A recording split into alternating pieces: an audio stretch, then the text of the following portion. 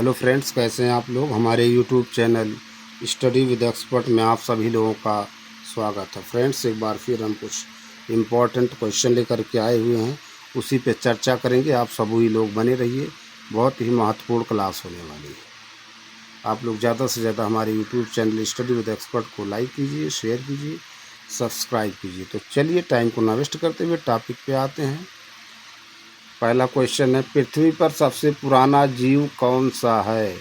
पृथ्वी पर सबसे पुराना जीव कौन सा है। नीलहरित शैवाल, कवक, अमीबा, युगलीना। तो पृथ्वी पर सबसे पुराना जीव नीलहरित शैवाल है। इसकी व्याख्या देखते कह रहे हैं, पृथ्वी पर सबसे पुराना जीव नीलहरित शैवाल है। ये ऐसे प्रथम जीव हैं जिन्होंने सूर्य के प्रकाश या जल के प्रयोग से भोजन का निर्माण करना प्रारंभ किया। इस प्रक्रिया से उत्पन्न हुई ऑक्सीजन गैस वायुमंडल में फैलने लगी, जो अन्य जीवों के विकास में सहायक हुई। ठीक, अगला प्रश्न है,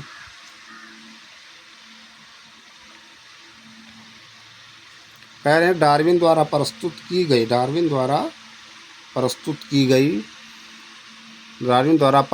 प्राकृतिक वर्णवाद निम्न में से किस पर आधारित है।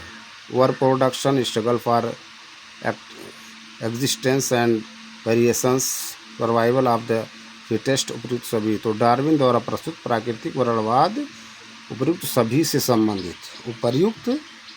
से संबंधित है। ठीक, इसकी व्याख्या देखते हैं। चार्ल्स डार्विन इंग्लैंड के जैव विकासविद थे।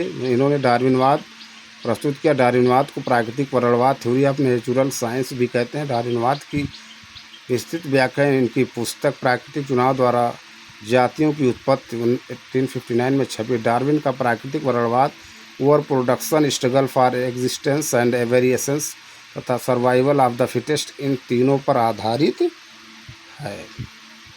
अगला प्रश्न, विकासवाद का सिद्धांत किसने प्रतिपादित किया। विकासवाद का सिद्धांत किसने प्रतिपादित किया। स्पेंसर ने, डार्विन ने, वालेस ने, हक्सले ने। तो विकासवाद का सिद्धांत डार्विन ने प्रतिपादित किया। ठीक, इसकी व्याख्या देखते हैं। कह रहे हैं, चार्ल्स डार्विन का मत था कि प्रकृति क्रमिक परिवर्तन द्वारा अपना विकास करती है। विकासवाद कहलाने वाली यही सिद्धांत आधुनिक जीव विज्ञान की नींव बना। ठीक, अगला प्रश्न है, कह रहे हैं, जीव विकास इवोल्यूशन को सर्वप्रथम किसने समझाया। जीव विकास इवोल्यूशन को सर्वप्रथम किसने समझाया। Newton, Einstein, Charles Darwin, Lamarck. तो जीव विकास इवोल्यूशन को सर्वप्रथम लैमार्क ने समझाया। किसने। लैमार्क ने। ठीक, नेक्स्ट क्वेश्चन पे चलते हैं। इसकी व्याख्या देखते हैं। कह रहे हैं, जैव विकास परिकल्पना पर पहला तर्कसंगत सिद्धांत फ्रांसीसी जीव वैज्ञानिक जीन बैप्टिस्टे डी लैमार्क ने प्रस्तुत किया। 1809 ईस्वी में उनकी पुस्तक फिलॉसफी जोलॉजिक में छपा। इसे लैमार्क का सिद्धांत या उपार्जित लक्षणों की वंशागति का सिद्धांत, theory of inheritance of acquired characters कहते हैं। ये बहुत इंपॉर्टेंट है। ठीक, लैमार्क का सिद्धांत है उपार्जित लक्षणों की वंशागति का सिद्धांत। ठीक, बहुत इंपॉर्टेंट है, इसको पूछ लिया जाता है। अगला प्रश्न, विकास के उत्परिवर्तन सिद्धांत का प्रतिपादन किसने दिया है ना, या प्रतिपादन किसने किया या किया था। हक्सले ने, डार्विन ने, लैमार्क ने, ह्यूगो डी ब्रीज ने। तो विकास के उत्परिवर्तन सिद्धांत का प्रतिपादन ह्यूगो डी ब्रीज ने किया। इसकी व्याख्या देखते हैं। कह रहे, विकास के उत्परिवर्तन सिद्धांत म्यूटेशन थ्योरी को हॉलैंड के पादप Shastri botanist Hugo de Vries ने दिया। इनके अनुसार नई जात स्पीशीज की उत्पत्ति अचानक एक ही बार में होने वाली स्पष्ट तथा अस्थायी वंशागत बड़ी भिन्नताओं उत्परिवर्तनों के कारण होती है। जात का पहला सदस्य जिसमें उत्परिवर्तित लक्षण दिखाई देता है उत्परिवर्तित कहलाता है। इन्होंने अपना प्रयोग शांति प्रिमरोज पर किया था। ठीक, अगला प्रश्न है, बहुत ही इम्पोर्टेंट है। कह रहे हैं, सूची 1 को सूची 2 के साथ सुमिलित कीजिए और सूचियों को नीचे दिए गए कोड का प्रयोग कर सही उत्तर चुनिए। सूची 1, सूची 2। उत्परिवर्तन, म्यूटेशन का सिद्धांत। विकास का सिद्धांत, एक जीन एक एंजाइम की परिकल्पना, ओपेरान अवधारणा। तो विकास का सिद्धांत हमने पढ़ा डार्विन ने। ठीक, एक का बी का 3। तो बी का 3 देखिए यहाँ है ना, बी और सी ऑप्शन में है, ए और डी एलिमिनेट हो जाएगा। ठीक, उत्परिवर्तन का सिद्धांत किसने दिया। डी ब्रीज है ना, ए का 4। ठीक, ए का 4, बी का 3 ऑपरेन अवधारणा किसने दिया, है ना, ये जो है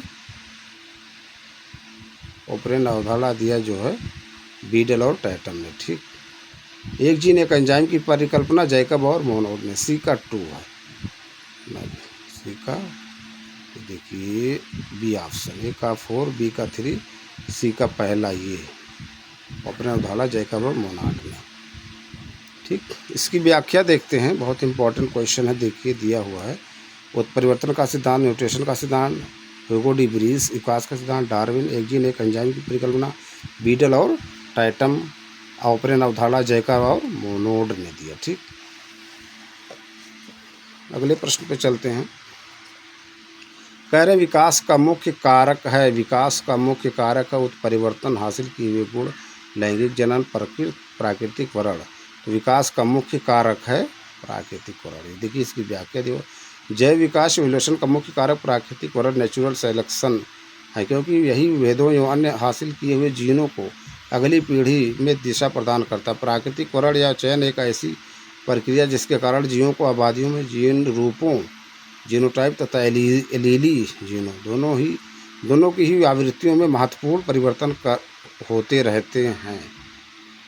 ठीक, अगला प्रश्न कह रहे जैव विकास के संदर्भ में सांपों में अंगों का लोप होने को स्पष्ट किया जाता है। अंगों का उपयोग तथा अनुपयोग किए जाने से, बिलों में रहने के प्रति अनुकूलन से, प्राकृतिक चयन से, उपार्जित लक्षणों की वंशागत से। तो जैव विकास के संदर्भ में सांपों में अंगों का लोप होने का स्पष्ट किया जाता, अंगों का उपयोग तथा अनुपयोग किए जाने पर जिस पार्ट को हम उपयोग करेंगे वो बढ़ेगा, जीवित रहेगा, जिसको नहीं करेंगे वो ऑटोमेटिक खत्म हो जाएगा, यही। ठीक, इसकी व्याख्या देखते हैं। फ्रांसीसी जैव वैज्ञानिक लैमार्क के अनुसार परिवर्तन शरीर के उपयोग तथा अनुपयोग, यूज एंड डिसयूज के कारण होते हैं। बदलते वातावरण में जीवधारी नई आवश्यकताओं की पूर्ति हेतु अपने कुछ अंगों का अधिक प्रयोग करते हैं, जबकि कुछ अंगों का कम। इसके कारण अधिक प्रयोग किए जाने वाले अंग सुदृढ़ या सुविकसित हो जाते हैं तथा वे अंग जिनका प्रयोग कम होता है वे निष्क्रिय तथा धीरे धीरे करके लुप्त हो जाते हैं। जिसका उदाहरण हमारे शरीर के अवशेषी अंग। लैमार्क ने अंगों के अनुपयोग के उदाहरण के रूप में सर्पों, स्नेक में टांगों के अभाव को बताया है। अगला प्रश्न, भारत की विशाल वन्य बिल्लियों में किसके बारे में कहा जाता है कि वह हाल ही में विलुप्त हो गई है? चीता, तेंदुआ, बाघ, सिंह। तो वो है चीता। ये सब चीता, बाघ, तेंदुआ, सिंह ये सब बिल्ली की कैटेगरी में आते हैं। ठीक है, बहुत इंपॉर्टेंट क्वेश्चन है, पूछा गया कई बार ये भी। ठीक, देख लीजिए प्रश्न। अगले प्रश्न पे चलते हैं।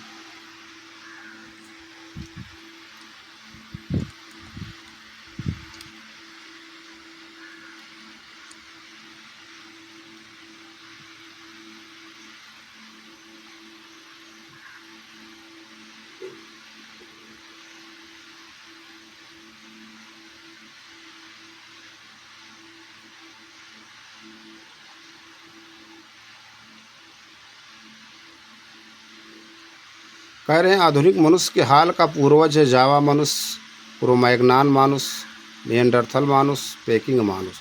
तो आधुनिक मनुष्य के हाल का पूर्वज है क्रो-मैग्नान मनुष्य, है ना, क्रो-मैग्नान मनुष्य। ठीक,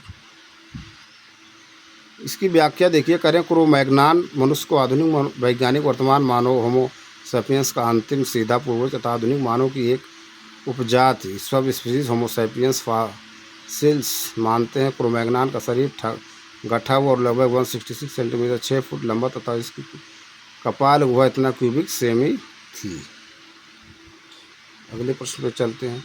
आर्क्योप्टेरिक्स है, बहुत इंपॉर्टेंट, आर्क्योप्टेरिक्स है ना, आर्क्योप्टेरिक्स है कह रहे हैं।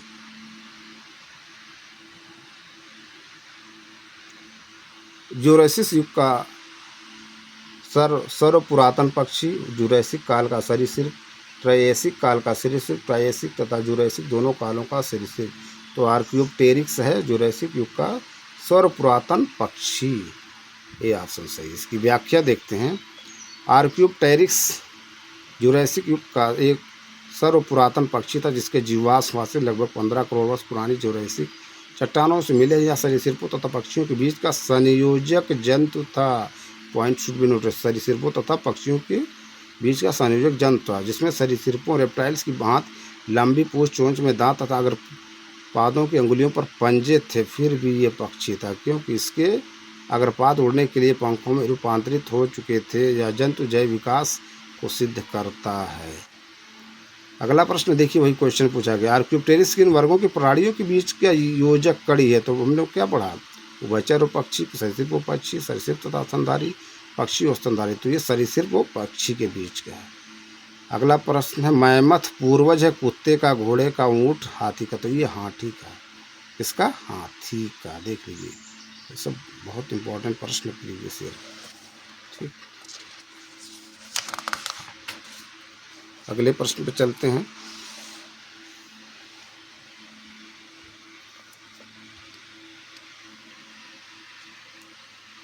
कह रहे हैं डायनासोर थे सिनोजोइक सरीसृप, मेसोजोइक पक्षी, पैलियोजोइक एम्फीबिया, मेसोजोइक सरीसृप। तो डायनोसोर थे मेसोजोइक सरीसृप। ठीक, इसकी व्याख्या देखते हैं। डायनासोर विशालकाय सरीसृप रेप्टाइल्स थे जो कि मध्यजीवी या मेसोजोइक महाकाय में थे। मध्यजीवी महाकल्प को 3 कल्पों, ट्रायसिक कल्प इतना वर्ष का पूर्व, जुरैसिक कल्प इतना वर्ष का तथा क्रीटेशियस कल्प इतना करोड़ वर्ष का में बांटा गया। क्रीटेशियस में डायनासोर पुष्पीय पादपों स्तनियों का विकास होता रहा, किंतु अंतिम चरण में उत्तरी महाद्वीपों के जुड़ने, गोंडवाना महाद्वीप के पृथक होने तथा पृथ्वी पर उल्कापिंडों के गिरने से डायनासोर से लगभग इतना प्रतिशत जातियों की व्यापक विलुप्त हुई। अगला प्रश्न, डायनासोर रहे पैलियोजोइक युग में, सेनोजोइक युग में, मेसोजोइक युग में, है ना, प्लाइस्टोसीन युग में। तो डायनासोर जो है मेसोजोइक युग में रहे। ठीक, अगला प्रश्न कह रहे हैं, जीवों के विकास इवोल्यूशन के संदर्भ में से कौन सा अनुक्रम सही है? ऑक्टोपस, डॉल्फिन, शार्क, पेंगोलिन, कच्छप, बाज, सैलामेंडर, अजगर, कंगारू, मेढक, केकड़ा, झींगा। तो जीवों के विकास इवोल्यूशन के संदर्भ में सैलामेंडर, अजगर, कंगारू, यही ऑप्शन सही है। यही ऑप्शन सही है। ठीक, देख लीजिए, सब बहुत ही महत्वपूर्ण प्रश्न है प्रीवियस ईयर का। ठीक है, और चर्चा करते हैं कुछ प्रीवियस ईयर के क्वेश्चन देखते हैं। ये देखिए अब कुछ। ठीक है, कह रहे हैं जीव विज्ञानियों ने पादप जगत और प्राणी जगत की जातियों को बहुत बड़ी संख्या में ज्ञात किया, ढूंढ निकाला और पहचान लिया है। संख्या की दृष्टि से अब तक ढूंढे हुए और पहचाने हुए जीवों में सबसे अधिक संख्या कवकों की, पादपों की, कीटों की, जीवाणुओं की। तो ये किसकी है? कीटों की है। किसकी? कीटों की। इसकी व्याख्या देखिए, कह रहे हैं जीव वैज्ञानिकों के अनुसार जीव जगत में सबसे अधिक संख्या कीटों, इंसेक्ट की है। कीट आर्थ्रोपोडा संघ के अंतर्गत आते हैं तथा आर्थ्रोपोडा संघ के अंतर्गत कुल ज्ञात जंतु जातियों लगभग इतना में से लगभग इतना आर्थ्रोपोडा संघ के जंतु जल, स्थल तथा वायु सभी जगहों में पाए जाते हैं। पादप जातियों की संख्या लगभग इतना है। बहुत ही इंपॉर्टेंट प्रश्न है। अगला प्रश्न देखते हैं।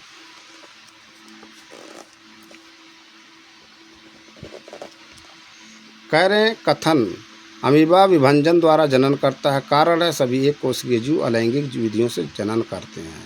कूट है, तो इसमें देखिए AR दोनों सही, RA की सही स्पष्टीकरण भी है। देखिए व्याख्या, अमीबा एक प्रोटोजुआ, एक कोशिकीय जंतु है जो कि प्रायः विखंडन विधि द्वारा जनन करता है। प्रायः सभी एक कोशिकीय जीव अलैंगिक विधि द्वारा जनन क्रिया करते हैं।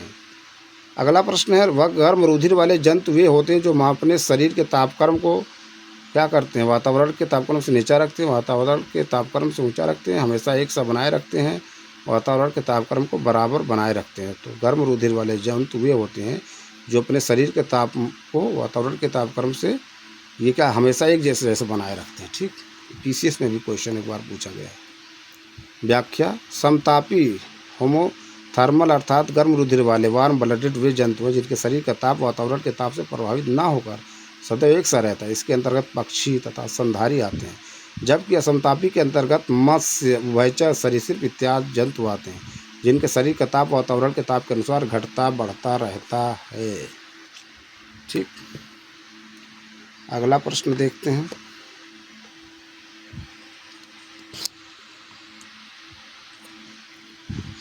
कह रहे हैं निम्नलिखित में से कौन सा कथन सही नहीं है? सभी इकाइनोडर्म सजीव परजक होते हैं। गोलक्री में कोई परिसंचरण तंत्र नहीं होता है। अस्थिल मछलियों में वाताशय आमतौर से विद्यमान होता है। वह पास्थिसम मछलियों में निषेचक आंतरिक होता है, तो सही है इसमें ए ऑप्शन है। सभी इकाइनोडर्म सजीव परजक होते हैं। इसकी व्याख्या देखते हैं। कह रहे हैं इकाइनोडर्म समुद्र में पाए जाने वाले पंचतई अरीय सममित है ना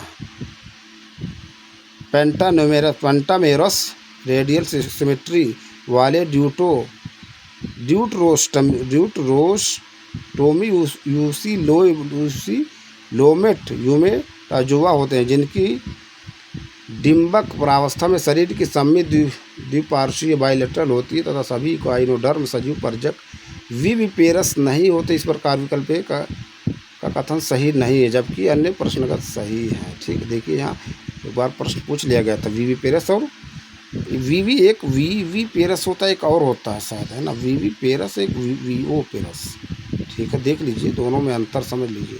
एनसीईआरटी की बुक आप देखेंगे तो उसमें है विविपेरस, है ना, एक होता है विवि, एक और होता है इसी समय। एक जो हमको लग रहा है ना, जो बच्चे जन्म देते हैं और जो है शायद अंडे वगैरह या कुछ ऐसे है, उसको देख लीजिए, है ना, इसमें माइंड में है ना आ नहीं रहा वो, लेकिन विविपेरस दो हैं, एक विविपेरस एक विवि शायद ओविपेरस हैं। ठीक, देख लीजिएगा।